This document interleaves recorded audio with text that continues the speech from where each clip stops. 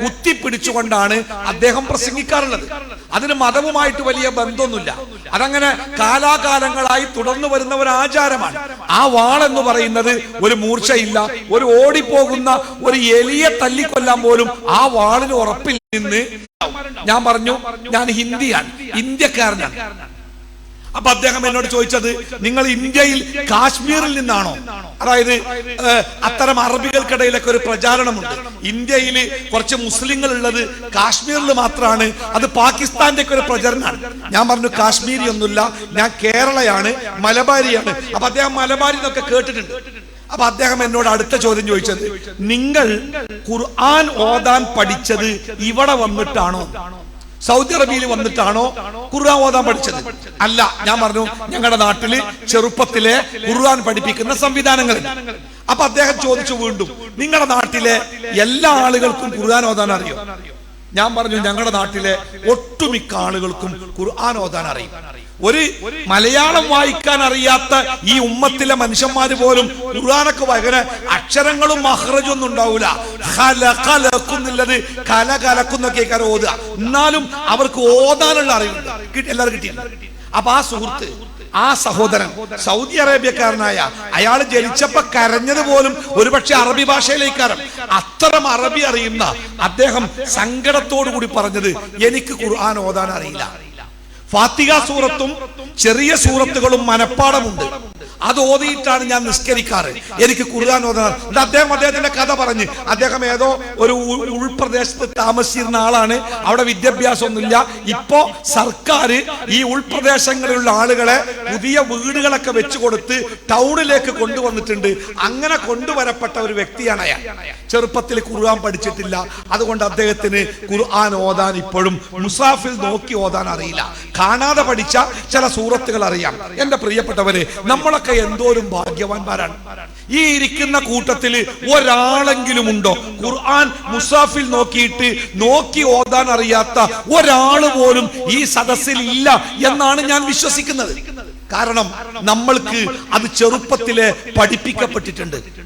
അത് നമുക്ക് ലഭിച്ചതിന്റെ ഏറ്റവും പ്രധാനപ്പെട്ട ഒരു കാരണം നമ്മുടെ നാട്ടിലെ മദ്രസ സംവിധാനമാണ്. നിങ്ങൾക്കറിയാമായിരിക്കും, പഴയ ആളുകളോട് ചോദിച്ചാൽ അറിയാം, ഈ മദ്രസകൾ ഉണ്ടാക്കിയതിന്റെ പേരിൽ കേരളത്തിലെ ഇസ്ലാഹി പ്രസ്ഥാനം ഒരുപാട് രൂക്ഷ വിമർശനങ്ങൾ ഏൽക്കേണ്ടി വന്നിട്ടുണ്ട്. ഇന്നിപ്പോ കേരളത്തില് ഒരുപാട് മദ്രസകളുണ്ട്. കേരളത്തിലെ എല്ലാ മതപ്രസ്ഥാനങ്ങൾക്കും മദ്രസകളുണ്ട്. പക്ഷേ ഈ മദ്രസ എന്ന സംവിധാനം നമ്മുടെ കേരളക്കരയിൽ ആദ്യമായി നടപ്പാക്കുന്നത് ഈ ഇസ്ലാഹി പ്രസ്ഥാനമാണ്. ചാലിലകത്ത് കുഞ്ഞു മുഹമ്മദ് ഹാജി എന്ന എടവണ്ണപ്പാറ വാഴക്കാട് പ്രദേശത്തുകാരനായ ഒരു വലിയ പണ്ഡിതനുണ്ടായിരുന്നു. അദ്ദേഹമാണ് ഈ ചിന്ത ആദ്യമായിട്ട് പ്രാവർത്തികമാക്കിയത്. അതുവരെ നമ്മുടെ കേരളത്തിൽ സാധാരണക്കാർക്ക് മതം പഠിക്കാൻ അവസരമില്ലായിരുന്നു. സാധാരണക്കാരന് മതം പഠിക്കേണ്ട ആവശ്യമില്ലായിരുന്നു. ആകപ്പാടെ പള്ളി ദർസുകൾ എന്ന പേരിൽ പള്ളിയിൽ നടക്കുന്ന ഏതാനും മുതഅല്ലിമീങ്ങളാണ് മതം പഠിക്കാൻ അവകാശമുള്ള, സ്വാതന്ത്ര്യമുള്ള, അതിന് അവസരം ലഭിക്കുന്ന ഒരു ചെറിയ വിഭാഗം ആളുകൾ. അവര് കിതാബ് ഓതിയിട്ട് പിന്നെ അവര് ഉസ്താദുമാരായിട്ട് അവര് വഅള് പറയും, അവര് പ്രസംഗിക്കും. അതിൽ നിന്നാണ് ജനങ്ങൾ എന്ന് പറഞ്ഞാൽ ഖറ എന്ന് പറഞ്ഞ ഓദീന, വായിക്കുന്ന ഓതുന്ന ആളെന്ന് അർത്ഥം. ആ മുക്രിയാണ് പിൽക്കാലത്ത് മുക്രിയായി ലോപിച്ചത്. അപ്പൊ ഒരു മുസ്ലിയാര്, ഒരു മൊല്ലാക്ക, ഒരു മുക്രി, ഈ മൂന്നാളുകളാണ് ഒരു പള്ളിയിൽ ഓതാനും പാടാനും പറയാനും നിസ്കരിക്കാനൊക്കെ ഉണ്ടാവുക. സാധാരണക്കാരായ ആളുകൾക്ക് ഈ മതവുമായിട്ടോ മതത്തിന്റെ ആരാധനാ കാര്യങ്ങളുമായിട്ടോ യാതൊരു ബന്ധം ഉണ്ടാവില്ല. അവർക്ക് മതം അറിയില്ല. അപ്പോഴാണ് നമ്മുടെ ചാലിലകത്ത് കുഞ്ഞു മുഹമ്മദ് ഹാജിക്ക് തോന്നിയത്, ഇതിങ്ങനെ പോയാൽ പറ്റൂല, സാധാരണക്കാർക്ക് മതം കിട്ടണല്ലോ, അതിന് സാധാരണക്കാരന്റെ മക്കളെ സ്കൂളുകൾ പോലെ ക്ലാസ് റൂമുകളിൽ ബെഞ്ചും ഡെസ്ക് കൂട്ടി ഇരുത്തി ബോർഡുകളിൽ ചോക്ക് കൊണ്ട് അക്ഷരം എഴുതി അറബി പഠിപ്പിച്ച് ഖുർആൻ പഠിപ്പിക്കുന്ന ഒരു സംവിധാനം അദ്ദേഹത്തിന്റെ നാട്ടില് വാഴക്കാട് അദ്ദേഹം നടപ്പിലാക്കി. മദ്രസ. പടച്ചോനെ, നമ്മുടെ സമൂഹത്തിലെ ഒരു വിഭാഗം അതിനെതിരെ ഉറഞ്ഞു തുള്ളിയിലെ. മദ്രസക്കെതിരെ എത്രങ്ങാനും വയലാണ് നേരങ്ങള്. മദ്രസ എന്ന അറബിയിൽ എഴുതുമ്പോ അതിന്റെ ഒന്നാമത്തെ അക്ഷരം മീമാണല്ലോ. ആ മീം എന്ന അക്ഷരം ജഹന്നം അഥവാ നരകം എന്ന അർത്ഥം വരുന്ന ജഹന്നം എന്ന പദത്തിന്റെ അവസാനത്തെ മീമാണ് മദ്രസ എന്ന് പറഞ്ഞാൽ മദ്രസയിലേക്ക് ഒരു കുട്ടി പോയാൽ ആ കുട്ടി അവസാനം നരകത്തിലെത്തും. അതുകൊണ്ട് മദ്രസയിലേക്ക് പറഞ്ഞയക്കാനേ പാടില്ല എന്നാ. അതിന് കാരണം പറഞ്ഞെന്താ നിങ്ങള്, വിശുദ്ധ ഖുർആനിന്റെ ആയത്തുകൾ ചോക്കുകൊണ്ട് ബോർഡുമ്മൽ എഴുതിയാലേ അത് മായ്ച്ചു കളയുമ്പോ ആ ചോക്കിന്റെ പൊടി താഴത്തേക്ക് വീഴും. അതിൽ ചവിട്ടി നിന്നിട്ടാ ഉസ്താദ് എഴുതുക. അത് ഭയങ്കര അനാദരവാണ്, തെറ്റാണ്. അതുകൊണ്ട് മദ്രസയിലേക്ക് പറഞ്ഞയക്കാൻ പാടില്ല എന്ന് പ്രസംഗിച്ച ഒരു നാടാണ് നമ്മുടെ നാട്. ഇന്ന് ആ പറഞ്ഞ ആൾക്കാർക്കൊക്കെ 10,000-ലേറെ മദ്രസകളുണ്ട്. അന്ന് മദ്രസക്കെതിരെ പൊരുതിയ ആ വിഭാഗങ്ങൾക്ക് ഇന്ന് 1000-10,000 മദ്രസകളുണ്ട്. അൽഹംദുലില്ലാഹ്. ആ മദ്രസകളാണ് നമ്മുടെ നാട്ടിലെ സാധാരണക്കാർക്ക് മതം ശനിയും ഞായറും പ്രവർത്തിക്കുന്നുണ്ട്. ഈ മദ്രസക്ക് നമ്മുടെ കേരള നദ്വത്തുൽ മുജാഹിദീന്റെ സിലബസ് പ്രകാരം ഒരാഴ്ചയിൽ എല്ലാ ദിവസത്തിലും 1.5 മുതൽ 2 മണിക്കൂർ വരെ എല്ലാ ദിവസവും, ഒരു ദിവസം വെള്ളിയാഴ്ച വേണമെങ്കിൽ അവധിയാക്കാം, ബാക്കി 6 ദിവസവും 1.5 മണിക്കൂർ മുതൽ 2 മണിക്കൂർ വരെ പഠിപ്പിച്ചെങ്കിൽ മാത്രം തീരുന്ന ഒരു സിലബസ് ആണ് നമ്മുടെ കുട്ടികൾക്ക് വേണ്ടി ഏറ്റവും ശാസ്ത്രീയമായി കേരള നദ്വത്തുൽ മുജാഹിദീൻ നടപ്പിലാക്കിയിരിക്കുന്നത്. അത് പഠിച്ചാൽ തന്നെ വളരെ ചെറിയൊരു വിവരേ നമുക്ക് കിട്ടുള്ളൂ. ബാക്കി പിന്നെ കുട്ടികൾ പഠിച്ചെടുക്കണം. പക്ഷേ ആ ഇത്തിരി കൂട്ടത്തിൽ നമ്മുടെ മക്കളില്ല എന്ന് പറയാൻ പ്രിയപ്പെട്ടവരെ നമുക്ക് സാധിക്കുക. അതുകൊണ്ട് ഞാൻ മനഃപൂർവ്വം പറഞ്ഞ ഒരു കുട്ടിയെ അവനെ നരകത്തിന്റെ വിറകാക്കുന്നതിൽ അവന്റെ മാതാപിതാക്കൾക്ക് വലിയ പങ്കുണ്ട് എന്ന് അള്ളാഹുവിന്റെ ഹബീബ് പറഞ്ഞില്ലേ. ഏതൊരു മനുഷ്യനും ഈ ഭൂമിയിൽ ജനിച്ചു വീഴുമ്പോ സ്വർഗാവകാശിയായിട്ടാ. നമ്മളൊക്കെ ജനിച്ച സമയത്ത് മരിച്ചിക്കണമെങ്കിലേ നമ്മളിപ്പോ സ്വർഗത്തിലാ, നമ്മൾ സ്വർഗത്തിലെത്തുക.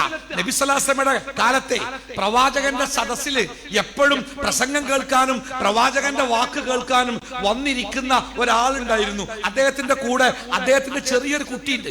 അങ്ങനെ കുറച്ചു കഴിഞ്ഞപ്പോ അദ്ദേഹത്തെ ക്ലാസ്സിൽ കാണാനല്ലാതെ. അപ്പൊ നബി സല്ലല്ലാഹു അലൈഹി വസല്ലമ സഹാബത്തിനോട് ചോദിച്ചേ, അയാൾ എവിടെ? അപ്പൊ സഹാബത്ത് പറഞ്ഞു, നബിയെ, അയാളുടെ കുട്ടി പെട്ടെന്ന് മരിച്ചു. കുട്ടി മരിച്ചപ്പോ അയാൾക്ക് വലിയ സങ്കടമായി. അപ്പൊ വീട്ടിൽ നിന്ന് പുറത്തേക്കൊന്നും ഇറങ്ങാറില്ല. പ്രവാചകൻ അദ്ദേഹത്തിന്റെ വീട്ടിലെത്തിയിട്ട് അദ്ദേഹത്തോട് സംസാരിച്ച് സമാധാനിപ്പിച്ചു. അപ്പൊ അദ്ദേഹം കരഞ്ഞുകൊണ്ട് പറഞ്ഞു, റസൂലേ, എന്റെ മകൻ എനിക്ക് വലിയ ഇഷ്ടമായിരുന്നു. എന്റെ ജീവിതകാലം മുഴുവനും ആ മകൻ എന്റെ കൂടെ ഉണ്ടാവണമെന്ന് ഞാൻ ആഗ്രഹിച്ചു. ആ മകനാണ് പെട്ടെന്ന് പോയത്. എനിക്ക് താങ്ങാൻ പറ്റുന്നില്ല, സങ്കടാണ്. നബി സല്ലല്ലാഹു അലൈഹി വസല്ലമ പറഞ്ഞു, നിങ്ങളുടെ മകൻ ഈ ഭൂമിയിൽ നിങ്ങൾ ഇനി എത്ര കാലം ജീവിക്കുക, അത്രയും കാലം നിങ്ങളുടെ കൂടെ ഉണ്ടാകുന്നതാണോ? അതല്ല, നിങ്ങളുടെ മകൻ നിങ്ങൾക്ക് മുമ്പേ സ്വർഗത്തിലെത്തി സ്വർഗത്തിന്റെ വാതിൽക്കൽ നിങ്ങളെയും കാത്തിരിക്കുകയും നാളെ നിങ്ങൾ പരലോകത്തെത്തുമ്പോൾ വിചാരണയ്ക്ക് ശേഷം നിങ്ങളെയും കൊണ്ട് നിങ്ങളുടെ മകൻ സ്വർഗത്തിലേക്ക് കടന്നു പോകുന്നത് ഏതെങ്ങൾക്ക് ഇഷ്ടം? ഈ ദുന്യാവില് 20-30 കൊല്ലം നിങ്ങളെ കുട്ടികൾ നിങ്ങളൊപ്പം ഉണ്ടാവുന്നതാണോ? അതല്ല, സ്വർഗത്തിന്റെ വാതിൽക്കൽ നമ്മുടെ മക്കൾ നമ്മളെ കാത്തിരുന്ന് നമ്മുടെ കയ്യും പിടിച്ച് അവർ സ്വർഗത്തിലേക്ക് പോകുന്നതാണോ നിങ്ങൾക്ക് ഇഷ്ടം? അയാൾ പറഞ്ഞു, നബിയെ, രണ്ടാമത്തേതാ എനിക്ക് ഇഷ്ടം. എന്റെ മകൻ എനിക്ക് മുമ്പേ സ്വർഗത്തിലെത്തുമെങ്കിൽ അവൻ സ്വർഗത്തിലെത്തുകയും അവിടെ എന്നെയും കാത്തിരിക്കുമെങ്കിൽ എന്നെ കാത്തിരിക്കുകയും ചെയ്യുന്നതാണ് എനിക്കിഷ്ടം. ചെറുപ്പത്തിലാണ് പോയ നമ്മളൊക്കെ അവിടെ ഇനി. പക്ഷേ ആ ചെറുപ്പത്തിൽ നിന്ന് നമ്മളെ വളർത്തി വലുതാക്കിയ നമ്മുടെ രക്ഷിതാക്കൾക്ക് വലിയ ഒരു റോളുണ്ട്. എന്തില്? നമ്മളെ നേർമാർഗത്തിലേക്കും ദുർമാർഗത്തിലേക്കും കൊണ്ടുപോയത്, അല്ലേ? തീർച്ചയായിട്ടും. അതുകൊണ്ട് എന്റെ പ്രിയപ്പെട്ട രക്ഷിതാക്കളെ, നമുക്ക് നമ്മുടെ മക്കളോട് തീർത്താൽ തീരാത്ത സ്നേഹമുണ്ട്. ആ മക്കൾക്ക് വേണ്ടിയാണ് നമ്മൾ ജീവിക്കുന്നത്.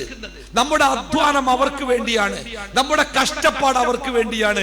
അവർക്ക് വേണ്ടി നമ്മൾ അനുഭവിക്കുന്ന പ്രയത്നങ്ങൾ വാക്കുകൾ കൊണ്ട് വർണ്ണിക്കാനാവുകയില്ല. പക്ഷേ മനസ്സിലാക്കണം, ആ സ്നേഹം അത് എത്തി നിൽക്കുന്നത് ഈ ദുന്യാവില് 10-20 കൊല്ലത്തേക്കുള്ള സ്നേഹമല്ല. മറിച്ച് നാളെ അനശ്വരമായ ലോകത്ത്, മരണമില്ലാത്ത ലോകത്ത് എനിക്കും എന്റെ കുട്ടികൾക്കും അള്ളാഹുവിന്റെ സ്വർഗത്തിൽ ഒരുമിച്ചു ജീവിക്കാനുള്ള അവസരമുണ്ടാവണം എന്നതാവണം നമ്മുടെ സ്നേഹത്തിന്റെ അടയാളം. അങ്ങനെ ഒരു സ്നേഹത്തിലേക്ക് നമ്മുടെ കുട്ടികളെ കൂട്ടിക്കൊണ്ടുപോകുവാൻ നമ്മുടെ മുമ്പിലുള്ള ഏറ്റവും പ്രധാനപ്പെട്ട സംഗതിയാണ് ഈ മദ്രസ എന്ന സംവിധാനം. അതിനെ ഒരിക്കലും വില കുറച്ച് കാണുകയോ അതിനെ ഒരിക്കലും നിസ്സാരമാക്കുകയോ ചെയ്യരുത്. ഇപ്പൊ നമ്മുടെ നാട്ടിൽ എന്താ വെച്ചാല് കുട്ടികളൊക്കെ ഉണ്ട്, മദ്രസയിൽ കുട്ടികളില്ല. 20 കുട്ടികള്, 30 കുട്ടികള്, 40 കുട്ടികള്. നാട്ടിലെ സ്കൂളുകളിലോ 2000 കുട്ടികള്, 3000 കുട്ടികള്. എല്ലാ വർഷവും പുതിയ പുതിയ ക്ലാസ് റൂമുകൾ ഉണ്ടാക്കുന്നു, പുതിയ പുതിയ തസ്തികകൾ ഉണ്ടാക്കുന്നു, പുതിയ അധ്യാപകർ ഉണ്ടാക്കുന്നു. എന്നാൽ നാട്ടിലെ മദ്രസയിലോ ശമ്പളം കൊടുക്കാൻ ഗതിയില്ലാതെ അധ്യാപകരെ പിരിച്ചുവിടുന്നു, മദ്രസകൾ ഇല്ലാതാകുന്നു, പതുക്കെ പതുക്കെ നിന്നു പോകുന്നു. എന്തേ കാരണം? നമുക്ക് തോന്നിയേക്കാണ് മദ്രസ ഒന്നും വേണ്ട. ഇനി അഥവാ മദ്രസ പറഞ്ഞാൽ തന്നെ അത് കുട്ടിന്റെ സ്കൂൾ പഠനത്തിന് തടസ്സമാകും. ഓൻ A+ കിട്ടാതെ വരും, ഓൻ ഇംഗ്ലീഷ് പഠിക്കാൻ പറ്റാതെ വരും. അതുകൊണ്ട് മദ്രസയിൽ പോകണ്ട. സുഹൃത്തെ, എന്റെ ഫോണിൽ എനിക്കൊരു കോള് വന്നേ. UAE നിന്നാണ് വിളിക്കുന്നത്, ഷാർജയിലോ ദുബായിൽ നിന്നോ വിളിക്കുന്നത്. എന്നിട്ട് എന്നോട് പറഞ്ഞു, ഉസ്താദെ ഞാൻ നിങ്ങളെ പ്രസംഗമൊക്കെ കേൾക്കാറുണ്ട്. ആയിക്കോട്ടെ, അങ്ങനെ അദ്ദേഹം ഒരു സംശയം ചോദിക്കാൻ വിളിച്ചതാണെന്നാ പറഞ്ഞേ. എന്താ സംശയം? അപ്പൊ അദ്ദേഹം കല്യാണം കഴിച്ചത് 4 കൊല്ലായി, എഞ്ചിനീയർ ആണ്. അദ്ദേഹം എഞ്ചിനീയർ ആണ്, ഭാര്യയും എഞ്ചിനീയർ ആണ്. രണ്ടാളും ഒരു മൾട്ടിനാഷണൽ കമ്പനിയിൽ നല്ല ശമ്പളത്തിൽ ജോലി ചെയ്യാണ്. നാട്ടില് നല്ല മുസ്ലിം പാരമ്പര്യമുള്ള ഒരു നാട്ടിലാണ് ജനിച്ചു വളർന്നത് ഒക്കെ. പക്ഷെ അദ്ദേഹം ചോദിച്ച ചോദ്യം എന്താ അറിയോ? ഭാര്യ ഭർത്താക്കന്മാർ രാത്രിയിൽ ബന്ധപ്പെട്ട് കഴിഞ്ഞാൽ രാവിലെ നിസ്കരിക്കണമെങ്കിൽ ശരിക്കും കുളിക്കണം. അപ്പൊ ഞാൻ അദ്ദേഹത്തോട് ചോദിച്ചു, എന്താ ചോദിക്കാൻ കാരണം? അപ്പൊ ഒരു സുഹൃത്ത് പറഞ്ഞു ശരിക്കും കുളിക്കണം. അപ്പൊ ഞാൻ ചോദിച്ചു, നിങ്ങൾ ഇപ്പൊ എങ്ങനെ കുളിക്കല്? അപ്പൊ അദ്ദേഹം പറഞ്ഞു, പ്രത്യേകിച്ച് ഉമ്മാനോട് ദേഷ്യപ്പെട്ട് സംസാരിച്ചാല് അതിന്റെ അപകടം എന്താണ്? മതപരമായ അപകടം എനിക്കറിയോ? എനിക്കറിയില്ല. ഇജ്ജ് പഠിച്ചിട്ടില്ലേ? ഞാൻ പഠിച്ചിട്ടില്ല. ഇജ്ജ് മദ്രസ പോയിട്ടില്ലേ? 2ാം ക്ലാസ് വരെ പോയി. പിന്നെ ഞാൻ വേറെ സ്കൂളിലേക്ക് മാറി, അവിടെ മദ്രസ ഇല്ലായിരുന്നു. ആ കുട്ടിയെ കുറ്റപ്പെടുത്താൻ പറ്റുമോ നമുക്ക്? ബാപ്പയോട് ഉമ്മയോട് ഛേ എന്ന് പോലും പറയുന്നത് കടുത്ത കുറ്റമാണെന്ന് പഠിപ്പിക്കുന്ന അള്ളാഹുവിന്റെ ആയത്ത് ആ കുട്ടി കേട്ടിട്ടില്ല, അവൾക്കാരും അത് പറഞ്ഞു കൊടുത്തിട്ടില്ല. പിന്നെ ആ കുട്ടിയെ എന്തടിസ്ഥാനത്തിലാ നമ്മൾ ആ കുട്ടി മോശമാണെന്ന് പറയാ? മഹാനായ 2ാം ഖലീഫ ഉമർ ബിൻ ഖത്താബ് റളിയല്ലാഹു അൻഹുവിന്റെ ഭരണകാലത്തെ ഒരു ബാപ്പ അദ്ദേഹത്തിന് മുമ്പിൽ ഒരു പരാതിയായിട്ട് വന്നു. എന്താ പരാതി അറിയോ? മകൻ എന്നെ തീരെ അനുസരിക്കുന്നില്ല, എന്നോടുള്ള ഒരു കടമയും അവൻ നിർവഹിക്കുന്നില്ല. ഇതാണ് ബാപ്പാന്റെ പരാതി. ഖലീഫ അദ്ദേഹത്തോട് പറഞ്ഞു, നിങ്ങൾ നാളെ മകനെയും കൊണ്ടുവരി, ഞാൻ ഓരോടൊന്ന് സംസാരിക്കട്ടെ. പിറ്റേന്ന് ആ ബാപ്പ മകനെയും കൊണ്ടുവന്നു. ഖലീഫ ഉമർ റളിയല്ലാഹു അൻഹു മകനോട് ചോദിച്ചു, നീ എന്താ ബാപ്പയെ അനുസരിക്കാത്തത്? ബാപ്പയോടുള്ള കടമകൾ എന്താണ് നീ നിർവഹിക്കാത്തത്? ആ മകൻ ഖലീഫയോട് ഒരു മറുചോദ്യം ചോദിച്ചു, അമീറുൽ മുഅ്മിനീൻ, എനിക്കൊരു സംശയമുണ്ട്. എന്താ സംശയം? മക്കൾക്ക് മാതാപിതാക്കളോട് കടമകളുണ്ട്. നമ്മളെല്ലാവരും എല്ലാ വയലിന്റെയും വിഷയതേക്കാരം മാതാപിതാക്കളോടുള്ള കടമകൾ അതെല്ലാവർക്കും അറിയാം. വഖലാ റബ്ബുക എന്നൊക്കെ പറഞ്ഞ ആയത്തൊക്കെ ഓതിയിട്ട് ഈ കുട്ടി ചോദിച്ചത്, ഈ മാതാപിതാക്കൾക്ക് ഈ മക്കളോട് വല്ല കടമയുണ്ടോ? മാതാപിതാക്കൾക്ക് മക്കളോട് വല്ല കടമയുണ്ടോ? അപ്പൊ ഖലീഫ പറഞ്ഞു, ഉണ്ടല്ലോ. അതെന്തൊക്കെയാണ് അമീറുൽ മുഅ്മിനീൻ? അപ്പൊ ഖലീഫ, മുമ്പ് എന്റെ മനസ്സിൽ ഞാൻ കുറിക്കേണ്ടത്, എനിക്ക് പിറക്കുന്ന മക്കളെ സ്വർഗത്തിലേക്ക് കൊണ്ടുപോകാൻ പ്രാപ്തിയുള്ള ഒരു പെണ്ണാവണം എന്റെ ഭാര്യ എന്നതാണ് എന്റെ ഭാര്യയോടുള്ള എന്റെ ഒന്നാമത്തെ കാഴ്ചപ്പാട്.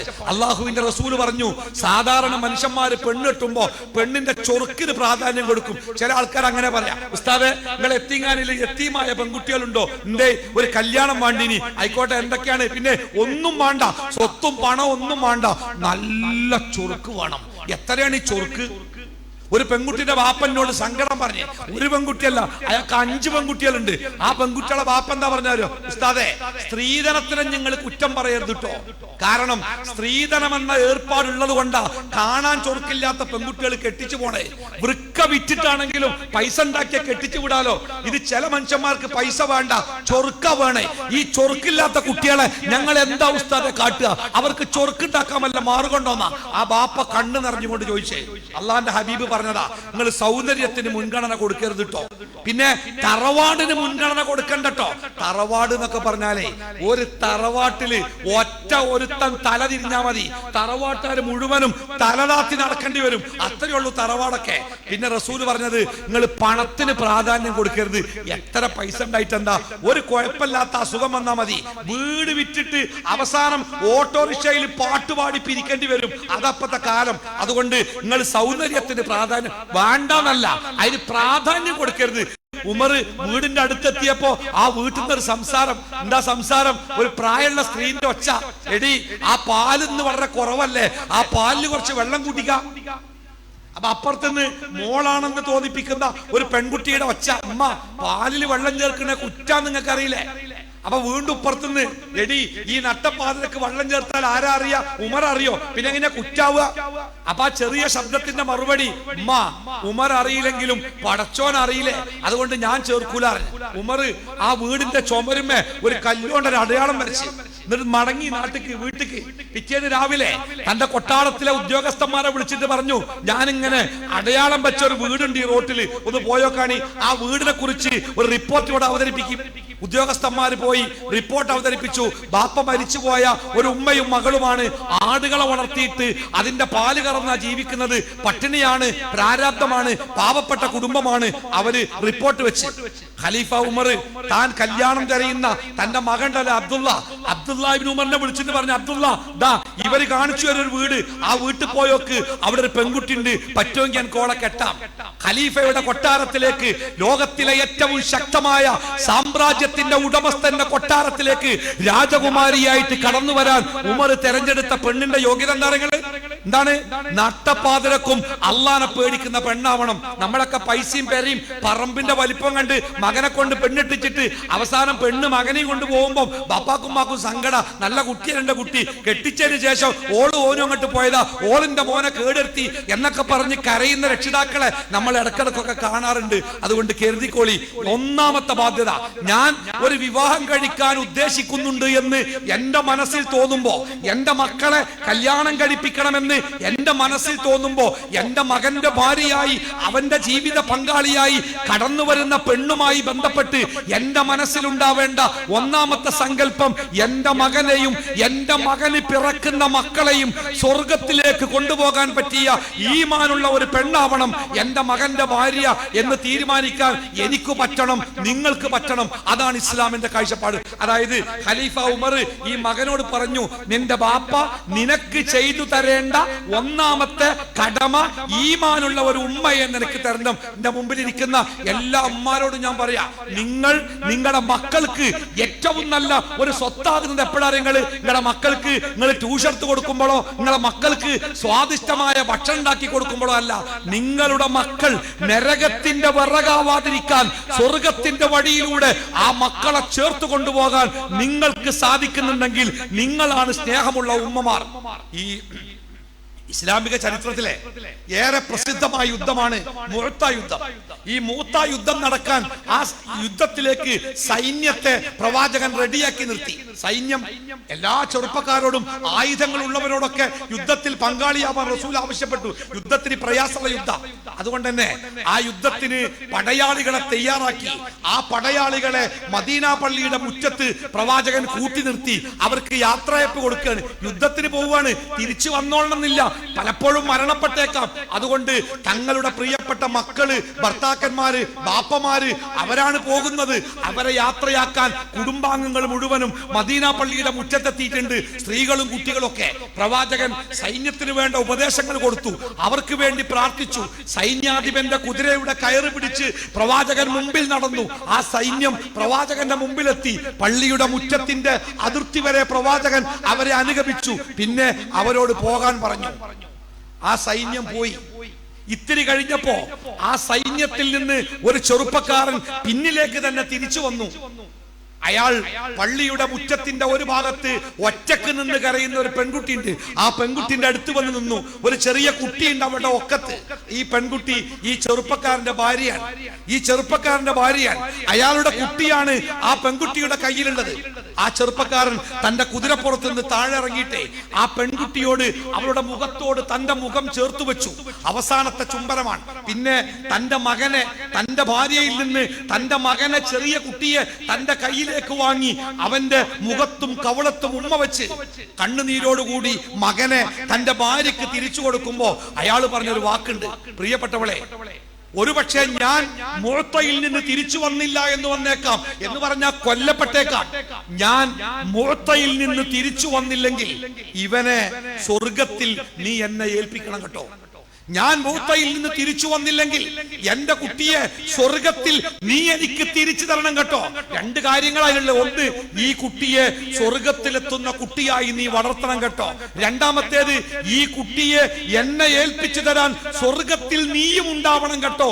അഥവാ സ്വർഗത്തിലെത്തുന്ന ഒരു പെണ്ണായിട്ട് നീ ജീവിക്കണം കേട്ടോ. തന്റെ പ്രിയപ്പെട്ടവളെ ഉപദേശിച്ചുകൊണ്ട് ആ ചെറുപ്പക്കാരൻ തന്റെ കുതിരപ്പുറത്ത് മൂത്തയിലേക്ക് ഓടിച്ചു പോയി എന്ന് ചരിത്രം കണ്ണീരിന്റെ നനവോടുകൂടി രേഖപ്പെടുത്തുന്നുണ്ട്. അതുകൊണ്ട് ഒന്നാമതായി ഞാൻ എന്റെ പ്രിയപ്പെട്ട ഉമ്മമാരോട് സംസാരിച്ചേ, ബാപ്പമാരെക്കാളേറെ മക്കളെ നിയന്ത്രിക്കാനും മക്കളെ ഉപദേശിക്കാനും മക്കളെ പഠിപ്പിച്ചു കൊടുക്കാനും മക്കൾക്ക് ദീന് പറഞ്ഞു കൊടുക്കാനും പ്രിയപ്പെട്ട ഉമ്മമാരെ നിങ്ങൾക്കാണത് സാധിക്കുക.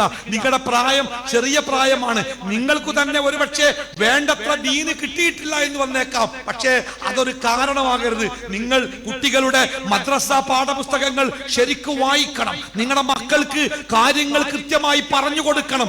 ഏതെങ്കിലും കാര്യത്തിൽ നിങ്ങൾക്ക് മനസ്സിലാവാത്തതുണ്ടെങ്കിൽ ഉസ്താദുമാരോട് ബന്ധപ്പെട്ടവരോട് ചോദിച്ച് സംശയ നിവൃത്തി വരുത്തി നിങ്ങൾ ആ കാര്യങ്ങൾ മക്കൾക്ക് കൃത്യമായിട്ട് പഠിപ്പിച്ചു കൊടുക്കണം. അത് നമ്മുടെ ഓരോരുത്തരുടെയും വ്യക്തിപരമായ ബാധ്യതയാണെന്ന് പ്രിയപ്പെട്ടവരെ നമ്മൾ മനസ്സിലാക്കണം. അതുകൊണ്ട് ഉമ്മമാർ മദ്രസയുടെ കാര്യത്തിൽ ഒന്നുകൂടി ജാഗ്രത കാണിക്കേണ്ടതുണ്ട് എന്നാണ് ഞാൻ സൂചിപ്പിക്കുന്നത്. രണ്ടാമത്തേത്, എനിക്ക് രക്ഷിതാക്കളോട് ഉമ്മമാരോടും ബാപ്പമാരോടും കൂടി ചില കാര്യങ്ങൾ കൂടി പറയാനുണ്ട്. ഞാൻ ദീർഘമായി സംസാരിക്കുന്നില്ല. ഒരു 10 മിനിറ്റ് കൂടി സംസാരിച്ച് ഞാൻ എന്റെ സംസാരം അവസാനിപ്പിക്കും. പ്രധാനമായിട്ടും പറയാനുള്ളത്, നമ്മൾക്കൊക്കെ നമ്മുടെ മക്കളെ കുറിച്ച് വലിയ പരാതികളാണ്. എന്താ പരാതികൾ?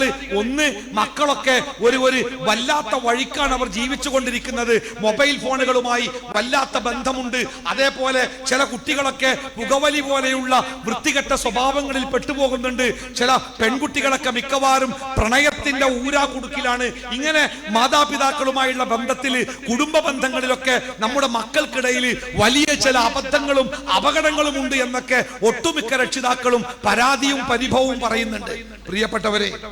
പ്രിയപ്പെട്ടവരെ, ഈ ലോകത്തിലെ മനുഷ്യന്മാർ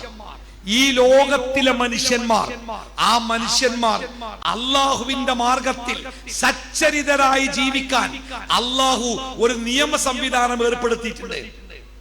ആ നിയമത്തിനെയാണ് ഇസ്ലാം എന്ന് പറയുന്നത്. ആ ഇസ്ലാമിനെ നമ്മുടെ മക്കൾക്ക് കൊടുക്കുക എന്നത് മാത്രമാണ് ഈ കാലഘട്ടത്തിൽ നമ്മുടെ മക്കളെ നമ്മുടെ കൂടെ നിർത്താനുള്ള ഒരേ ഒരു മാർഗം.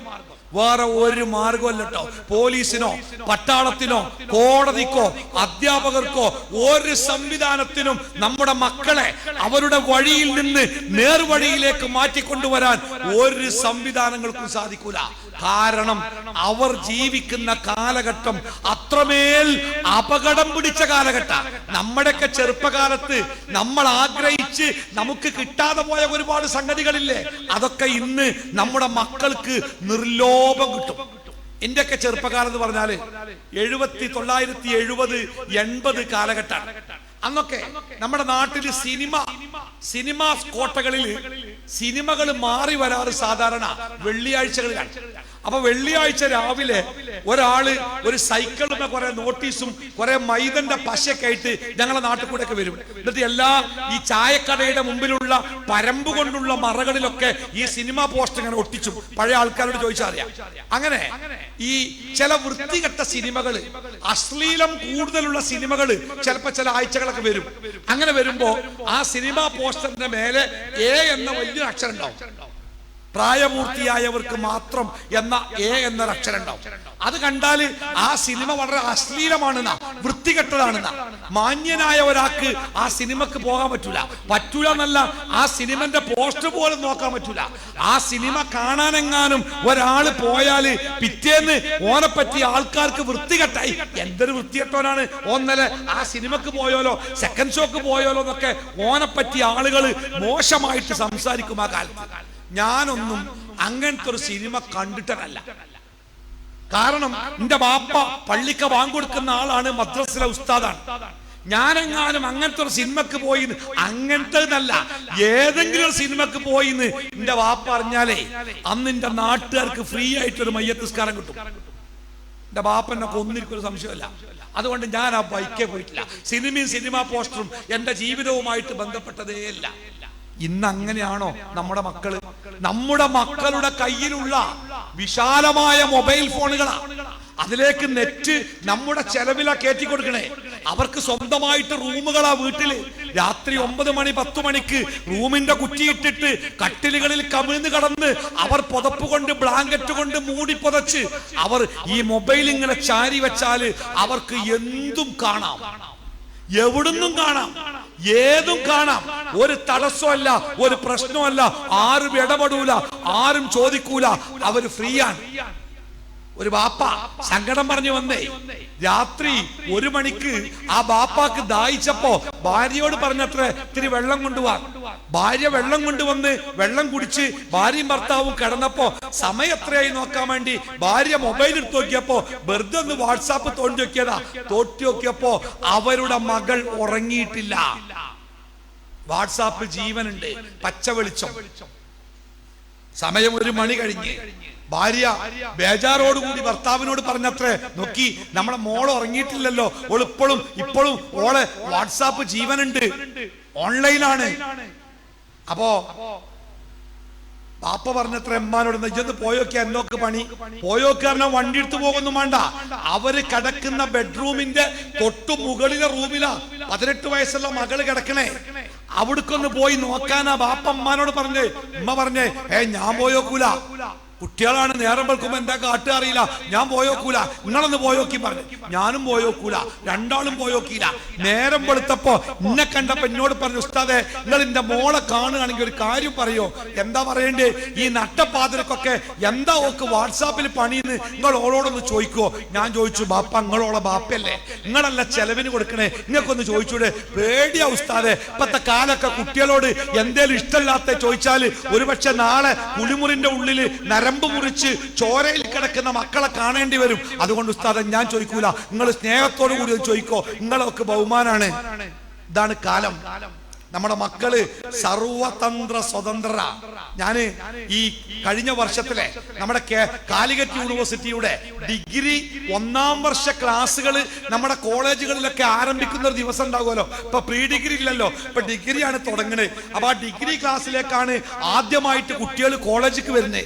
നമ്മുടെ പ്രസിദ്ധമായ ഒരു കോളേജിന്റെ മുമ്പിലൂടെ ഞാൻ യാത്ര പോകുമ്പോ അവിടെ വണ്ടി ബ്ലോക്കായി. എന്താ കാരണം എന്നറിയോ? പുതിയ കുട്ടികളെ സ്വീകരിക്കാൻ വേണ്ടി വ്യത്യസ്ത രാഷ്ട്രീയ പാർട്ടികൾ ചെണ്ടയും കൊട്ടുമൊക്കെ ആയിട്ട് കോളേജിന്റെ ഗേറ്റിങ് ഒരു ഉത്സവം തന്നെ സംഘടിപ്പിക്കുന്നുണ്ട്. എല്ലാ രാഷ്ട്രീയ പാർട്ടിന്റെ കൊടിയുണ്ട്, പച്ചയും നീലും ചുവപ്പൊക്കെ ഉണ്ട്. കുട്ടികൾ ഇങ്ങനെ വരുന്ന കുട്ടികളെ അവരിങ്ങനെ പൊട്ടി പാടിയിട്ട് ആനയിക്കുകയാണ് ക്യാമ്പസിലേക്ക്. രാഷ്ട്രീയ പാർട്ടികൾ വാശി തന്നെയാണ്, ഓരോരുത്തർക്കും അവരുടെ കൗണ്ടറുകളുണ്ട്.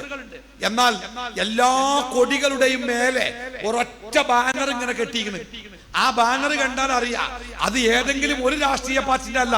അങ്ങനെയാണെങ്കിൽ അവിടെ കെട്ടാൻ അയക്കൂല, ഇത് എല്ലാരും പാടെ കൂടി കെട്ടിയതാ. അത്ര സൗഹൃദത്തിലാണ് ആ കെട്ട്. എന്താണ് ആ ബാനർ? നിങ്ങൾ ഈ കെട്ടിടത്തോളം വീതി ഉണ്ട് ആ ബാനറിന്. എന്താ ബാനർ അറിയോ? അതിന്റെ മേലെ എഴുതിയത് നവാഗതരെ, നവാഗതരെ. അതിന്റെ താഴെ വലിയതാക്കി എഴുതെന്താ നിങ്ങള്? അതിരുകളില്ലാത്ത ലോകത്തിലേക്ക് സ്വാഗതം. അതിരുകളില്ലാത്ത ലോകത്തിലേക്ക് സ്വാഗതം. എന്താണ് പറഞ്ഞത്? ഈ കോളേജിന്റെ ക്യാമ്പസിന് അതിരില്ലെന്ന, ഇത് ചക്രവാളത്തോളം ആയിരക്കണക്കിന് കിലോമീറ്ററുള്ള ക്യാമ്പസ് ആണെന്ന അല്ലല്ലോ. പിന്നെ എന്താണ്? ഈ ക്യാമ്പസിന്റെ ഉള്ളിലേക്ക് വരുന്ന ഏതൊരു കുട്ടിക്കും ആ കുട്ടിയോട് അരുത്, പാടില്ല, വേണ്ടാത്തതാണ്, ചെയ്യരുത് എന്ന് ആരും പറയില്ല. നിങ്ങൾ എന്താണോ കൊതിക്കുന്നത്, എന്താണോ ആഗ്രഹിക്കുന്നത്, അതൊക്കെ യഥേഷ്ടം നടക്കുവാൻ സൗകര്യമുള്ള അതിരുകളില്ലാത്ത അരുതുകളില്ലാത്ത ലോകം. നമ്മുടെ ഒട്ടുമിക്ക കോളേജ് ക്യാമ്പസുകളും അങ്ങനെ തന്നെയാണ് പ്രവർത്തിക്കുന്നത്.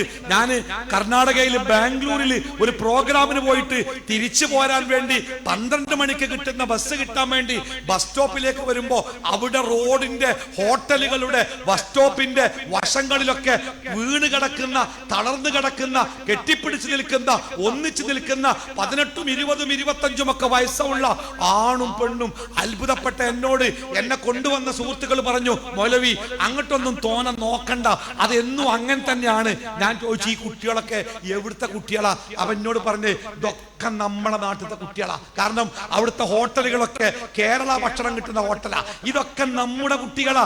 നല്ല നല്ല ബാപ്പാര് ഇഷ്ടം പോലെ പൈസ കൊടുത്തിട്ട് വലിയ വലിയ കോളേജുകളിൽ ഡിഗ്രിക്ക് സീറ്റ് വാങ്ങിയിട്ട് മക്കളെ പഠിക്കാൻ പറഞ്ഞയക്കുമ്പോ അവരെത്തിപ്പെടുന്ന ദുരന്തപൂർണമായ ചിത്രങ്ങൾ. എല്ലാരും അങ്ങനെയാണെന്നല്ല, നല്ല കുട്ടികൾ എനിക്കുണ്ടറിയാം. ഈ ബാംഗ്ലൂരും മംഗലാപുരത്തൊക്കെ സ്വന്തമായിട്ട് പള്ളിക്ക് വേണ്ടി റൂമുകൾ വാടകക്കെടുത്ത് അവിടെ ജമാഅത്ത് നിസ്കാരവും ജുമുഅയും സംഘടിപ്പിക്കുന്ന കുട്ടികളുണ്ട്.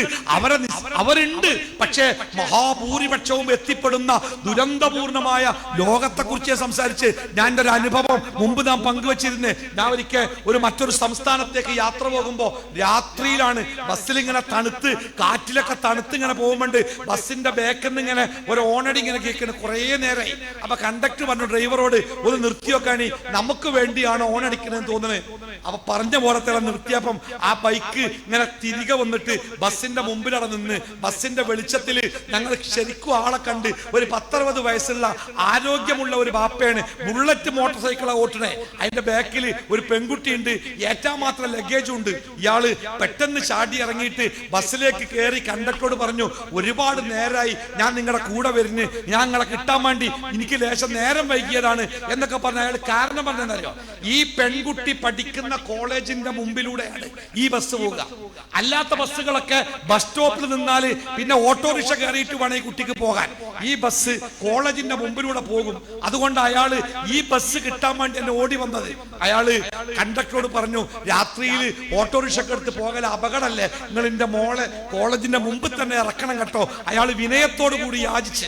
കണ്ടക്ടർ പറഞ്ഞു സ്റ്റോപ്പില്ല, എന്നാലും ഞാൻ ഇറക്കി കൊടുത്തോളാം. ആ പെൺകുട്ടിയെ സുരക്ഷിതമായി അയാൾ സീറ്റിലിരുത്തി ലഗേജുകളൊക്കെ സീറ്റിന്റെ ഉള്ളിലൊക്കെ ഒതുക്കി വെച്ചിട്ട് മകളോട് യാത്ര പറഞ്ഞ് സുരക്ഷിതമായ ഒരു മനസ്സോടുകൂടി അയാൾ ഇറങ്ങി. അയാൾ വണ്ടി പോകുമ്പോ അയാൾ കുട്ടിക്ക് കൈവീട്ടി യാത്രയയപ്പ് കൊടുത്തിട്ട് അയാൾ പോയത്. 4-5 സ്റ്റോപ്പ് കഴിഞ്ഞപ്പോ ഈ പെൺകുട്ടി കണ്ടക്ടറോട് പറഞ്ഞു, എനിക്ക് ഇറങ്ങണം, ബസ് നിർത്തണം.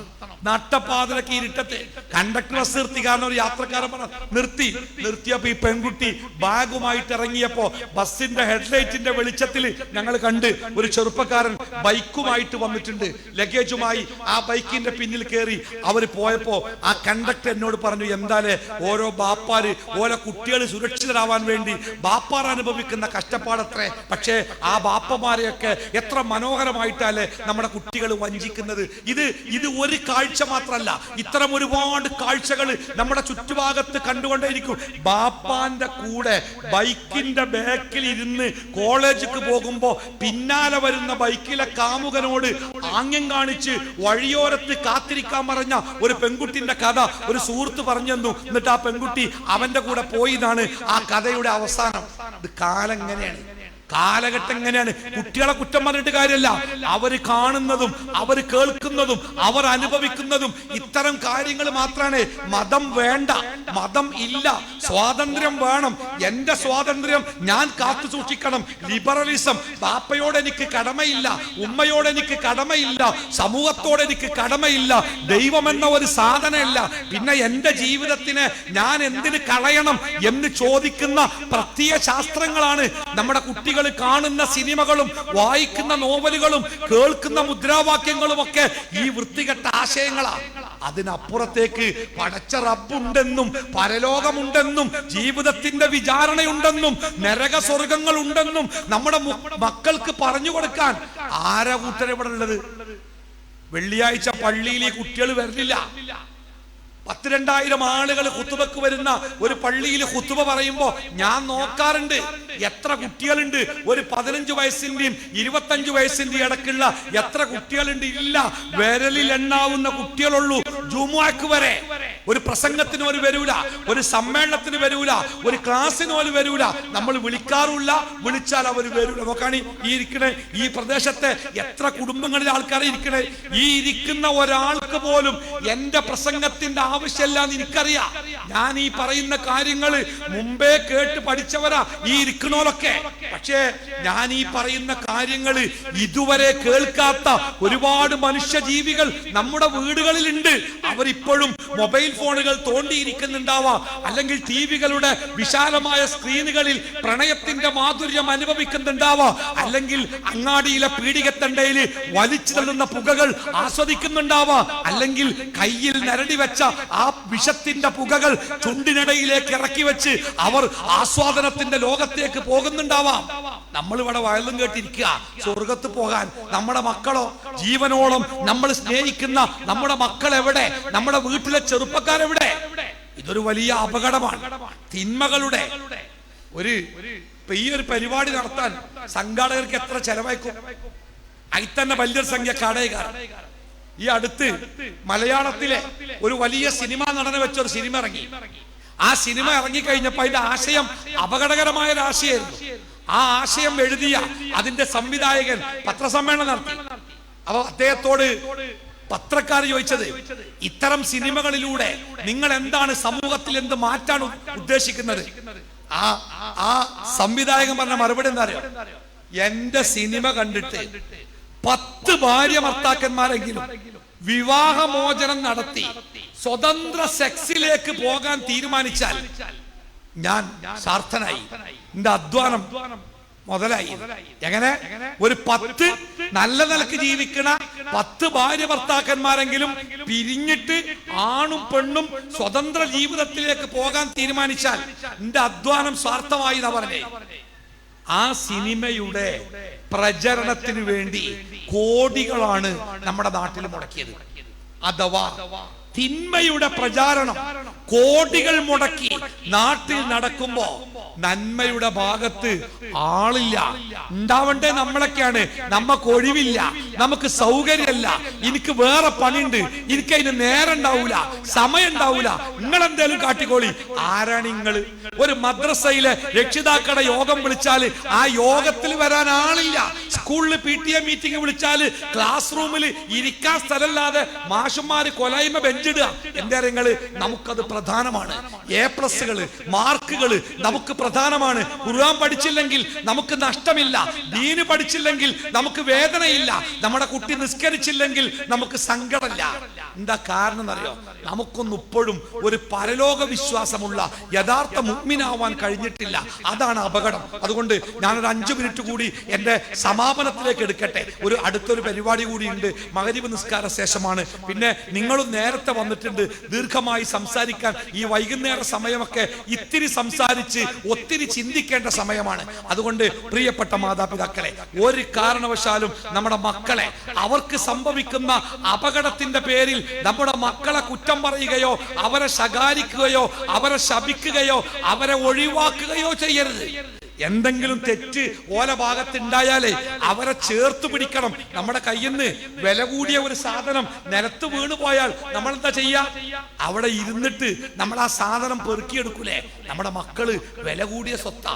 ആ മക്കൾക്ക് എന്തെങ്കിലും അപകടം ഉണ്ടായാലേ, എന്തെങ്കിലും വഴികേടുകൾ ഉണ്ടായാലേ അവരുടെ മുമ്പിൽ ഇരുന്ന് അവരെ ചേർത്ത് പിടിച്ച് സ്നേഹത്തോടു കൂടി കൂടെ നിർത്തി അവരോട് ചില കാര്യങ്ങൾ പറഞ്ഞു കൊടുക്കണം. നബി സല്ലല്ലാഹു അലൈഹി വസല്ലമ തന്റെ മടിത്തട്ടിൽ വളർന്ന ചെറുപ്പക്കാരനായ ഒരു സഹാബിയുണ്ട്, അബ്ദുല്ലാഹി ഇബ്നു അബ്ബാസ്. അദ്ദേഹത്തോട് പ്രവാചകൻ നൽകിയ ഒരു ഉപദേശമുണ്ട്. യാ ഗുലാം, യാ ഗുലാം, മോനെ, പൊന്നു മോനെ. സ്നേഹത്തിന്റെ വിളിയാണ്. യാ ഗുലാം, പൊന്നു മോനെ. യഹ്ഫളില്ലാഹ്, നീ അല്ലാഹനെ സൂക്ഷിക്കണം കേട്ടോ. നീ അല്ലാഹനെ സൂക്ഷിക്കണം കേട്ടോ. എങ്കിൽ യഹ്ഫളുക, അല്ലാഹ് നിന്നെ സൂക്ഷിക്കും.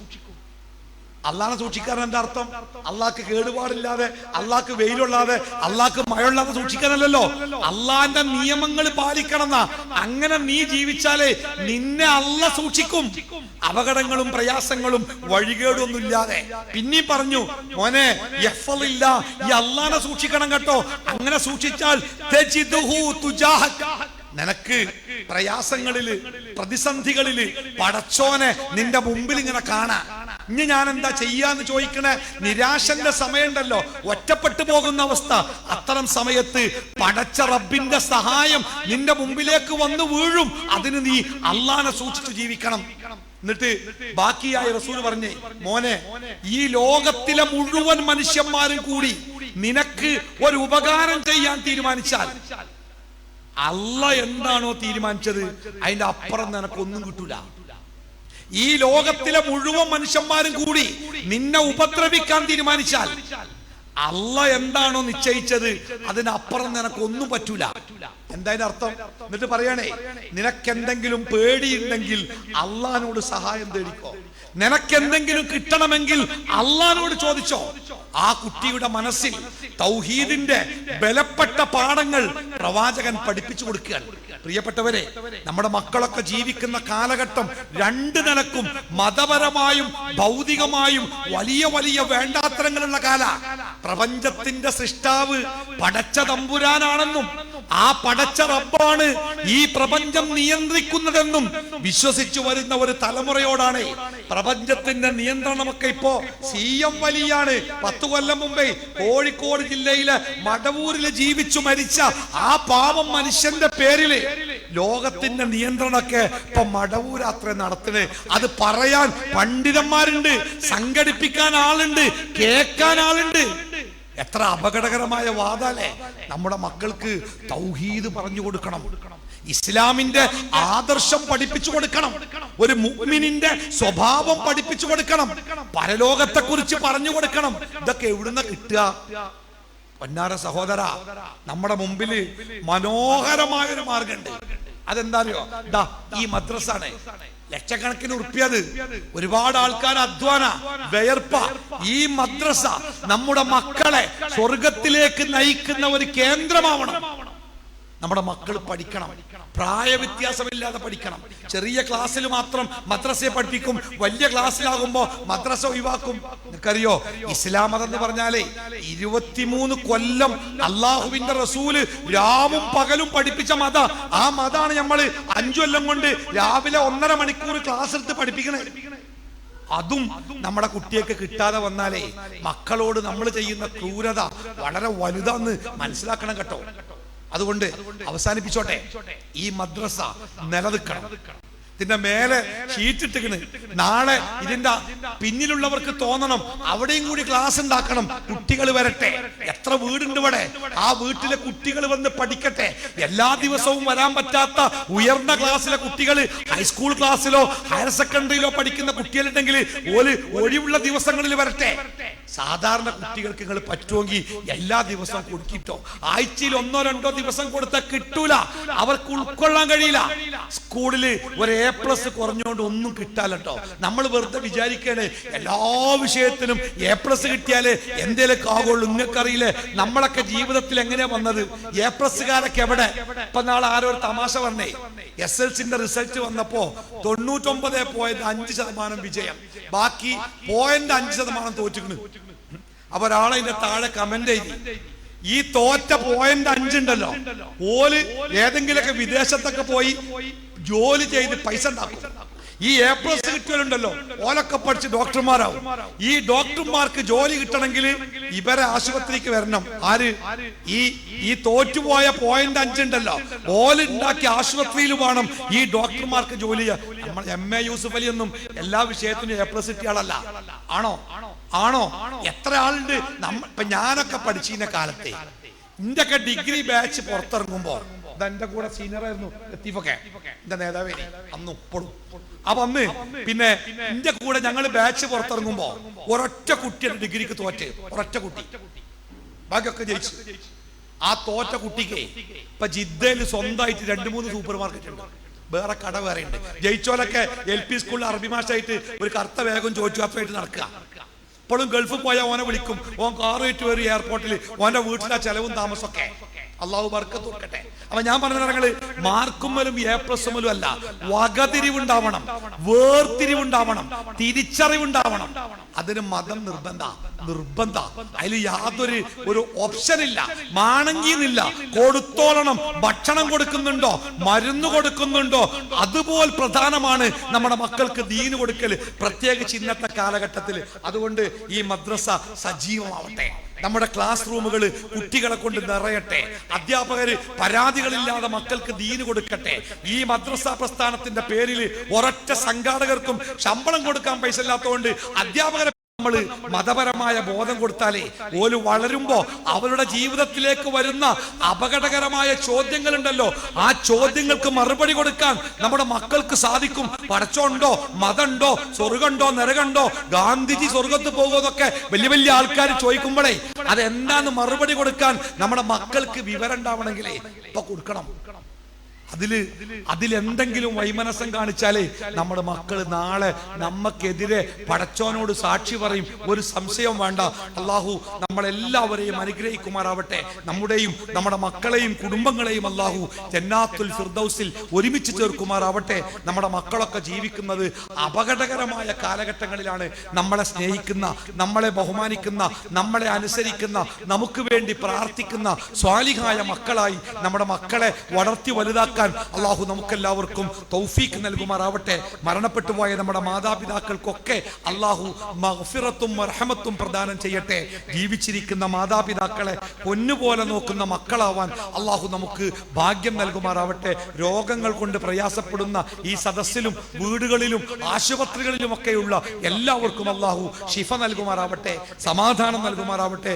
മാരകമായ രോഗങ്ങളിൽ നിന്ന് അള്ളാഹു നമ്മളെയൊക്കെ കാത്തുരക്ഷിക്കുമാറാവട്ടെ. സഹിക്കാൻ കഴിയാത്ത വേദനകളിൽ നിന്ന് അള്ളാഹു നമ്മളെ കാത്തുരക്ഷിക്കുമാറാവട്ടെ. താങ്ങാനാവാത്ത കടബാധ്യതകളിൽ നിന്ന് അള്ളാഹു നമ്മളെ കാത്തുരക്ഷിക്കുമാറാവട്ടെ. പെട്ടെന്നുള്ള മരണങ്ങളിൽ നിന്ന് അള്ളാഹു നമ്മളെ കാത്തുരക്ഷിക്കുമാറാവട്ടെ. എവിടെ വെച്ച് എപ്പോ എങ്ങനെ മരിച്ചാലും ലാ ഇലാഹ ഇല്ലല്ലാഹ് ചൊല്ലി മരിക്കാൻ അള്ളാഹു നമുക്ക് അവസരം നൽകുമാറാവട്ടെ. റബ്ബനാ ആതിനാ ഫിദ്ദുനിയ ഹസന വഫിൽ ആഖിറതി ഹസനതൻ വഖിനാ അദാബന്നാർ. വസല്ലല്ലാഹു അലാ മുഹമ്മദിൻ വഅലാ ആലിഹി വസ്വഹ്ബിഹി അജ്മഈൻ. അൽഹംദുലില്ലാഹി റബ്ബിൽ ആലമീൻ. അസ്സലാമു അലൈക്കും വറഹ്മത്തുള്ളാഹി വബറകാതുഹു. നന്ദി ലത്തീഫ് മാഷ്.